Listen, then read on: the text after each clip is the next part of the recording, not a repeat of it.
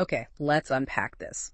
We are diving deep today into the complex and, let's be honest, often contentious world where environment, natural resources, and global politics collide. Mm, You shared a stack of source material with us, giving us a detailed look at how these issues have moved from, well, the periphery to the absolute center of the world stage. absolutely. And our mission in this deep dive is really to take all that material and extract the most important nuggets of knowledge and insight. Right. We want to help you see the connections, understand the different perspectives, and grasp the real-world implications of how these issues are shaping international relations. Right, because environmental concerns, they're not just about protecting nature, are they? They are fundamentally about power and politics. Exactly. I mean, think about the core questions. Who is causing the most degradation? Who bears the highest cost? Who should be responsible for fixing it? And critically, who gets to control and use the planet's vital resources? These are inherently political questions. They really are. Yeah. For a long time, world politics was primarily defined by wars, treaties, state-level power struggles, pretty traditional stuff. But as the material shows, there's been a profound shift. The environment and natural resources are now unavoidable factors in diplomacy, conflict, and international cooperation. You just can't ignore them anymore. So how did we get here? How did this shift happen? The source material makes it pretty clear that awareness of the environmental downsides of relentless economic growth started to become, well, increasingly political back in the 1960s. That's right. That's when you started seeing key warnings emerge. Yeah. The 1972 Club of Rome report, Limits to Growth, that was a major moment. Huge impact. Yeah, ringing the alarm about resource depletion in the face of rapid population and economic expansion. And international bodies like the UN Environment Program or UNIP, they started pushing for more research and organizing global conferences. So it moved beyond just science. Exactly. Suddenly, the environment wasn't just a scientific curiosity. It was a political issue, a hot-button issue, really. And the state of environmental degradation described in the sources. Yeah. Well, it's frankly alarming. It is. We're seeing widespread loss of fertile land, Yeah. Grasslands being overgrazed, fisheries just being emptied out faster than they can possibly recover. And water. Water seems like a huge one. Oh, massive. Yeah. Depleted rivers and aquifers, plus severe pollution. The UNDP Human Development Report from 2016, which is cited in the material, it highlights that in developing countries, hundreds of millions lack access to safe water and sanitation. And the consequences are devastating. Absolutely. Contributing to millions of child deaths each year. It's stark. And it's not just about resources in that direct sense, is it? Deforestation is destroying critical habitats, displacing communities. Right. We're losing biodiversity at an alarming rate. There's the problem of ozone depletion. The material specifically mentions the ozone hole over Antarctica, which has direct impacts on human health. And coastal areas, too. Yep. Coastal areas globally are suffering from increasing pollution, mainly from land-based activities, often driven by dense settlements right near the coast. There was one example from the sources that really visualizes this devastation. The Aral Sea. Ah, yes. That image. You see that picture of an abandoned boat sitting on dry, cracked land surrounded by shrubs? It's haunting. It really is. What was once a thriving sea has become essentially a toxic wasteland. Fishing and shipping industries completely collapsed. And the local impact. Devastating. Rising salt levels ruined crop yields for surrounding communities, displacing thousands of people. There's that poignant local joke mentioned in the material. Oh, the one about the water buckets? Yeah, if everyone who came to study the Aral Sea had brought a bucket of water, it would be full by now. Grim humor, but it tells a story. It really does. It powerfully illustrates the scale of the problem. And the key insight from these examples, I think, is that environmental degradation rarely respects national borders, does it? Not at all. Pollution flows downstream, air currents carry pollutants across continents, Yeah. resource depletion in one region affects global markets. No single government can tackle these issues alone. Which is precisely why they've moved firmly into the realm of world politics. Exactly, it forces international cooperation or conflict. That naturally leads us to a pivotal moment mentioned in the sources, the 1992 Earth Summit in Rio de Janeiro. Ah, Rio 92, yes. This event really seems to have solidified environmental issues as a major part of global diplomacy. It was huge. I mean, the source material notes the attendance 170 states, plus thousands of non-governmental organizations, NGOs, and multinational corporations. A massive gathering. And it built on earlier warnings, right? Like the Brundtland Report. Yes, exactly. It built on the warning from the 1987 Brundtland Report, Our Common Future, which argued that the current models of economic growth were fundamentally unsustainable, especially given the development needs and demands of the global south. And at Rio, that fundamental north-south divide became really clear in the negotiations, didn't it? Oh, absolutely. You had developed countries, the global north, primarily focused on issues like ozone depletion and global warming, problems often seen as having these wider global impacts, often linked back to their own historical industrialization. While developing countries, the global south, were emphasizing something else. They were emphasizing the link between environmental protection and their urgent need for economic and social development. Their priority was alleviating poverty, improving living standards. They argued that environmental management had to go hand in hand with growth, not actually hinder it. So a real tension there. Did they find common ground? Well, the summit did achieve consensus around the concept of sustainable development, this idea of combining economic growth with ecological responsibility. But the concept is one thing, practice is another. Exactly. Achieving it has been incredibly difficult. And critics noted that the resulting action plan, Agenda 21, still seemed to prioritize economic growth over really strict ecological conservation. Yeah, the sources included a cartoon that sort of poked at that, didn't it? Asking if rich and poor countries can really agree on protecting the earth given their different situations and histories. Precisely. It captures that underlying tension perfectly. Can everyone get on the same page when the starting points are so different? Speaking of global challenges that no single country owns, the sources also get into the concept of global commons. Right. So think about local commons. First, maybe a shared village green, a public park, a river used by a whole community. These are resources managed with mutual rights and duties. Okay, like shared responsibility. Yeah, global commons are similar, but on a planetary scale. These are areas outside the sovereign jurisdiction of any single state, so they require international cooperation to manage them. And these include things like the Earth's atmosphere. The atmosphere, Antarctica, the ocean floor beyond national limits, and outer space as well. Wow, okay, so managing these must be incredibly challenging. Hugely challenging. Partly because the science can be complex, lots of uncertainty. And the potential consequences are often long-term, making immediate action harder to justify politically. But it's not impossible. The sources mention some agreements. Right. There have been some significant path-breaking international agreements. The 1959 Antarctic Treaty, the 1987 Montreal Protocol on substances depleting the ozone layer, that was a big success story. And for Antarctica specifically. The 1991 Antarctic Environmental Protocol. These show that cooperation, while really difficult, is possible. Antarctica itself is such a fascinating example from the sources. It's just vast, 14 million square kilometers. Incredible place. Holds 90% of the world's terrestrial ice and 70% of its fresh water. It plays a crucial role in global climate systems. And those ice cores give us climate history, right? Exactly. Invaluable historical climate data going back hundreds of thousands of years. What's particularly interesting, though, is the politics around it. The differing views on who controls it. Yeah, that's a key point. Some countries maintain historical claims to sovereign rights. The UK, Argentina, Chile, several others. But most countries don't recognize those claims. Right. The majority of the world views Antarctica as a global commons belonging to everyone and no one. But crucially, the source notes that despite these fundamental disagreements on ownership, states have managed to agree on rules for environmental protection there. So cooperation trumped the sovereignty claims in that case? To a large extent, yes. Activities are largely limited to science, fishing under strict regulation, and tourism. Although, even with those limits, the material notes, there's still been degradation from things like waste and oil spills. Yeah, management remains a constant challenge, even there. And the sources also point out that managing another common outer space is also heavily influenced by inequalities. How so? Particularly concerning access to technology and the uneven benefits derived from space activities.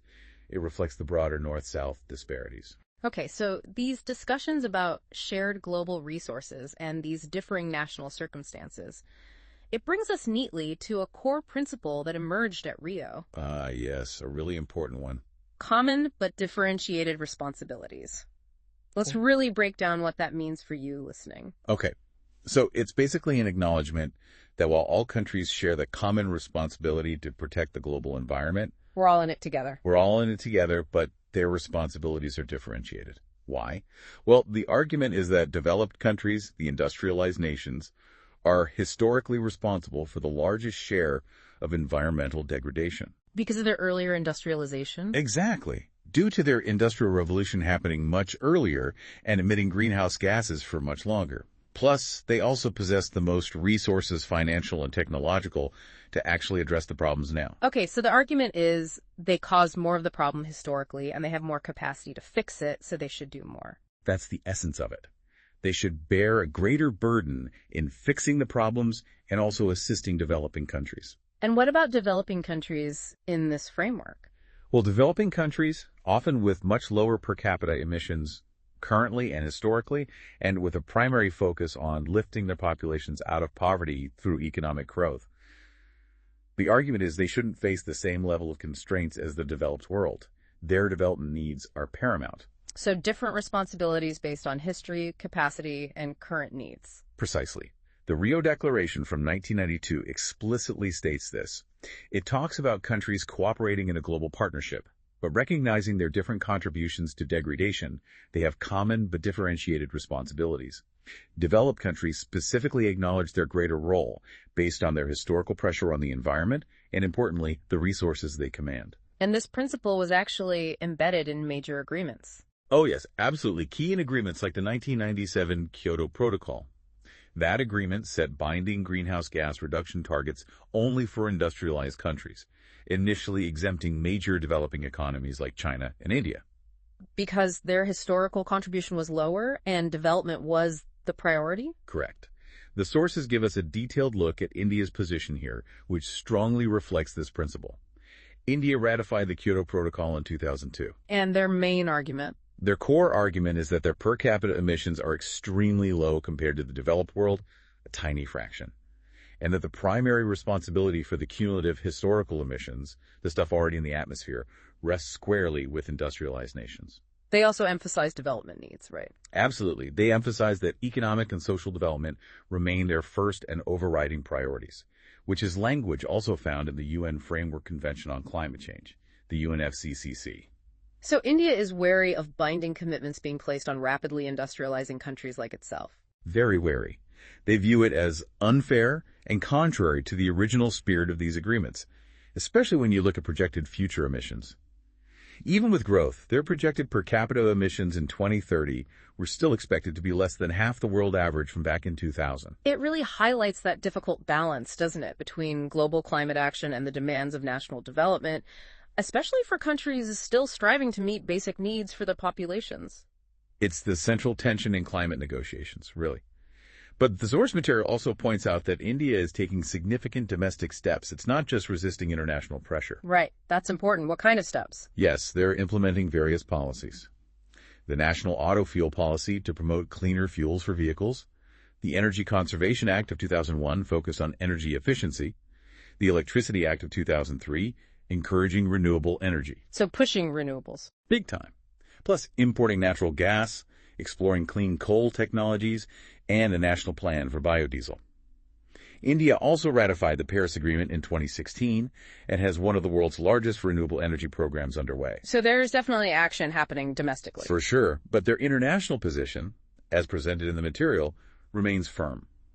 Developed countries need to do more, particularly in transferring financial resources and environmentally sound technology on concessional terms, meaning favorable terms, to the developing world. They feel that hasn't happened sufficiently since Rio. Right. India's review of the Earth Summit agreements back in 1997 noted a lack of meaningful progress on this front.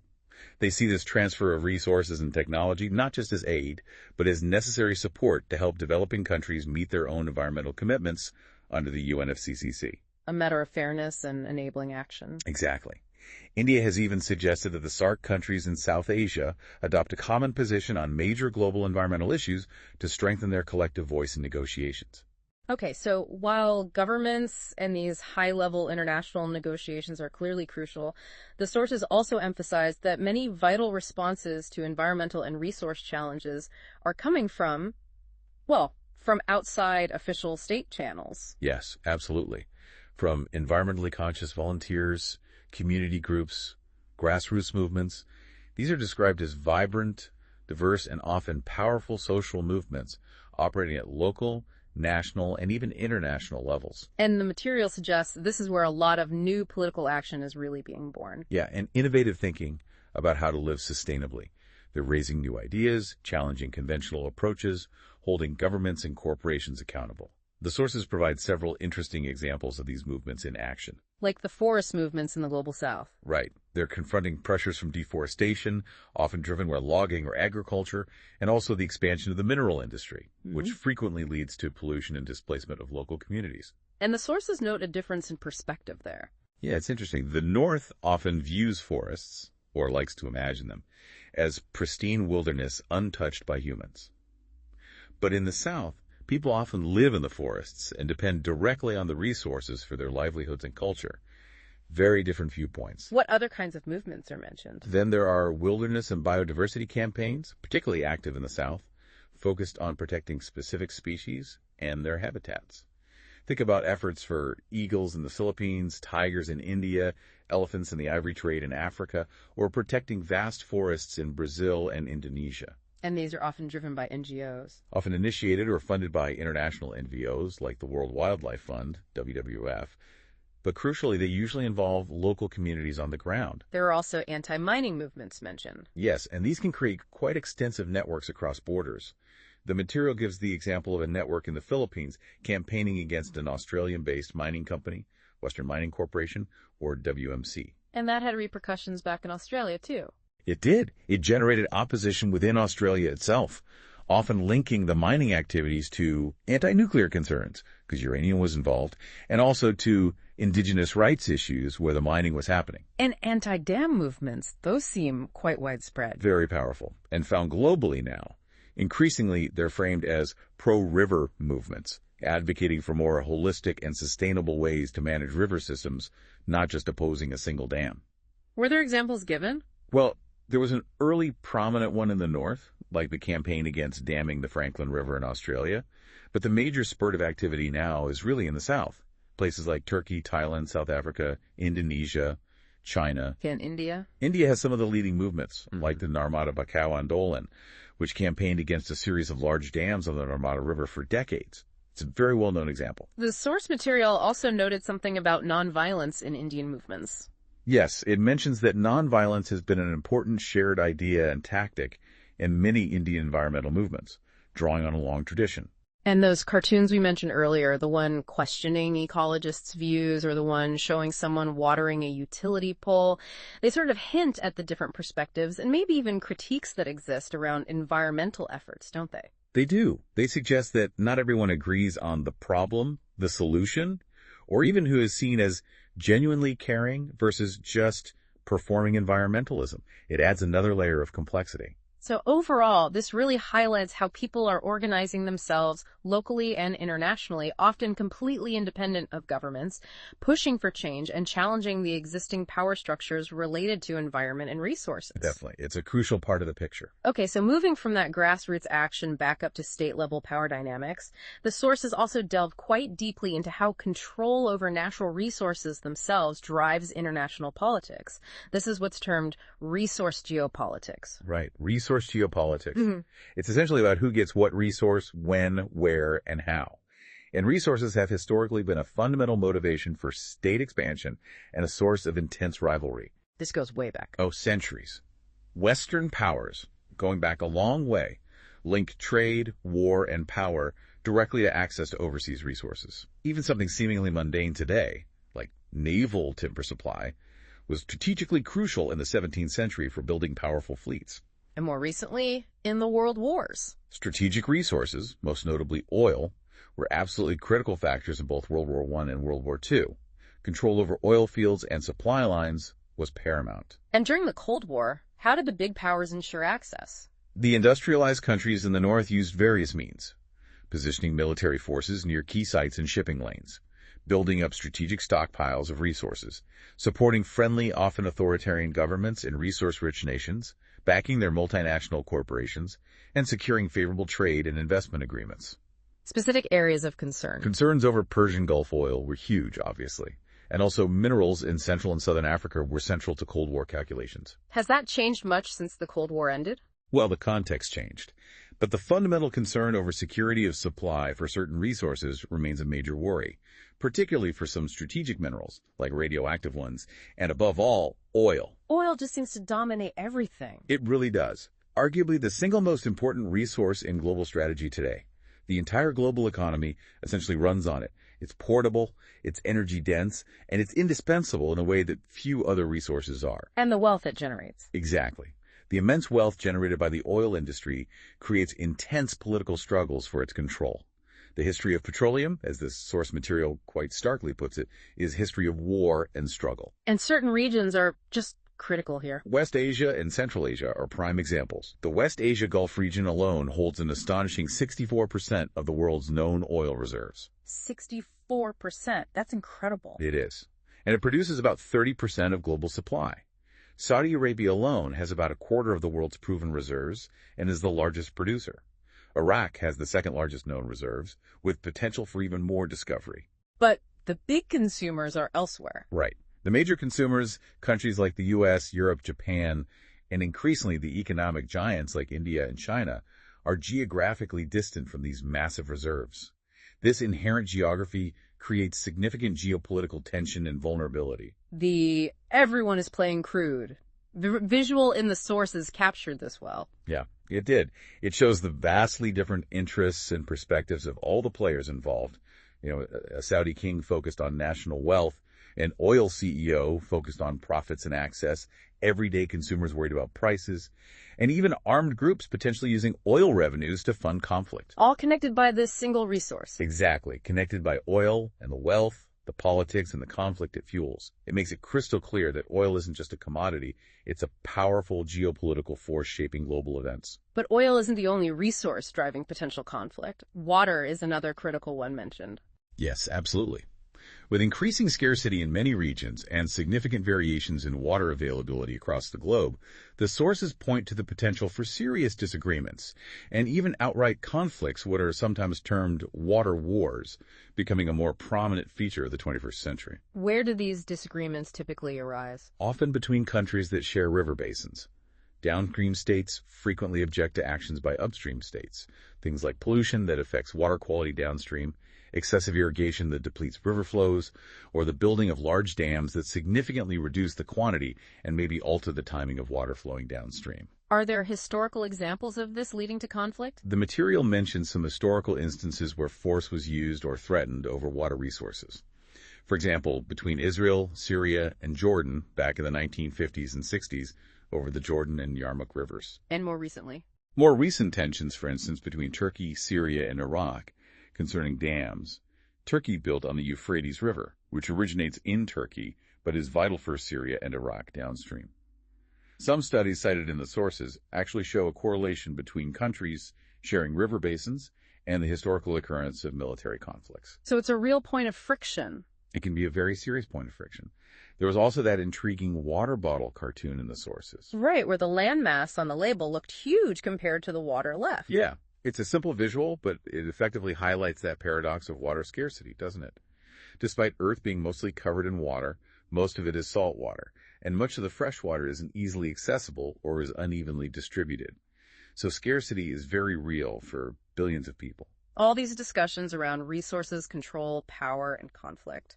It brings us back to a group whose lives are perhaps most directly tied to the land and its resources. Indigenous peoples. Yes, the sources bring this issue in as a way environment, resources, and politics really come together on the ground. How are indigenous peoples defined in this context? The sources use the standard UN working definition. Indigenous populations are generally descendants of the original inhabitants of a territory who were overcome by subsequent arrivals from elsewhere. They often continue to live more in accordance with their own customs and traditions than the dominant institutions of the state they now formally live within. And the material gave some examples of populations around the world. It did. Millions in the Philippines, Cordillera region, the Mapuche in Chile, hundreds of thousands in Bangladesh's Chittagong Hill Tracts, millions of Native Americans in North America, groups like the Kuna of Panama, the small peoples of the Russian North. Cumulatively, the sources estimate around 300 million indigenous people worldwide. And what is their central demand in global politics? Their central demand is really for recognition.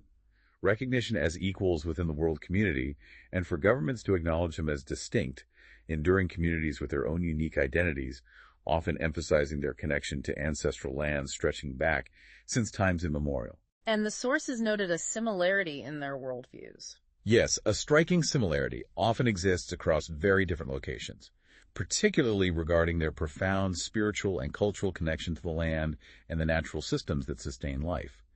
Land is often central to their cosmology and identity, not just an economic asset. Which means the biggest threat they face is the loss of that land.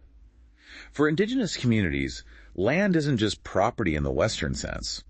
It's their economic base, their cultural foundation, the source of their identity, their traditional knowledge. Losing land means losing their primary resource base, which directly threatens their physical survival and their potential for political autonomy.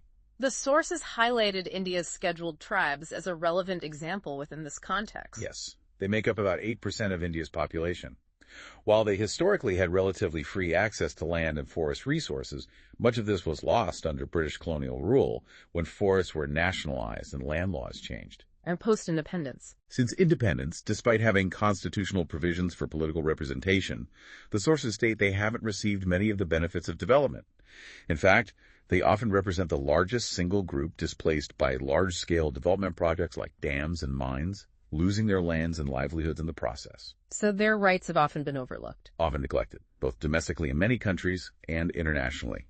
However, the sources note that international contacts among indigenous leaders grew significantly starting in the 1970s. Fostering a sense of shared struggle. Exactly. A sense of shared concerns and strategies emerged. This led to the formation of international groups like the World Council of Indigenous Peoples in 1975, which eventually gained consultative status at the UN, giving them a platform. And more recently, links to globalization movements. Right. The material notes that many movements critical of corporate-led globalization have focused heavily on advocating for indigenous peoples' rights, recognizing their particular vulnerability to global economic forces that often disregard their land rights and traditional ways of life. Those cartoons come back to mind again, the spoonful of ecology one, or the question about urban greed for nature, or why we don't hear as much about indigenous movements. Yeah, they push you to think about those unequal power dynamics, don't they? And the issue of visibility, whose voices get heard in these debates about environment and development, and whose often don't, perhaps due to media bias or lack of political clout. It really shows how the global politics of environment and resources are deeply intertwined with the rights and the very real struggles of specific communities whose existence is often threatened by these larger economic and political forces. Absolutely. It brings the global down to the local and vice versa. So, bringing everything we've covered together from the source material, it becomes crystal clear, doesn't it? Environmental and resource issues are much, much more than just matters of science or conservation. Oh, absolutely. They are fundamentally political battles. They're shaped by deep historical context, massive economic disparities, particularly between the global north and south, and complex power dynamics operating between countries, between corporations, and between governments and their own populations, especially marginalized groups like indigenous peoples. We've really explored those key tensions throughout this deep dive, that difficult balance between the demands of economic development and the urgent need to protect the planet. Mm-hmm. And the contentious debate over who is historically responsible for the degradation and who should lead and, crucially, pay for solutions now. That north-south divide is still very much alive. Then there are the immense challenges of getting nations to cooperate effectively on resources that belong to no one and everyone, the global commons. Yeah, and the intense political and sometimes violent struggles for control over vital resources like oil and water, which underpin the global economy and basic survival. And we've seen how these global dynamics have very real, often devastating consequences for communities on the ground whose lives are directly tied to the land and resources being debated and exploited on the world stage. It connects the high-level politics directly to people's lives and livelihoods. So these aren't abstract problems just happening out there. They are impacting lives right now, shaping economies, driving international relations, and they demand incredibly complex solutions. Solutions involving governments, yes, but also powerful corporations, diverse social movements, and sustained international cooperation. It's a multi-layered challenge. It really is. So, perhaps a final thought for you to consider, drawn from all these themes. Considering the historical inequities that have brought us to this point, and the ongoing, often fierce competition for the essential resources needed for both survival and development, how can the world truly navigate the path forward? How can we genuinely balance the legitimate needs of human development, especially for those populations still striving for basic necessities, with the urgent, shared imperative to protect the Earth's life-sustaining systems for everyone, not just for us today, but for future generations? And perhaps most critically, how do we do that justly, especially when those who contributed least to the environmental crises often bear the highest costs right now? That's the fundamental question, isn't it? A huge challenge for global politics in the 21st century.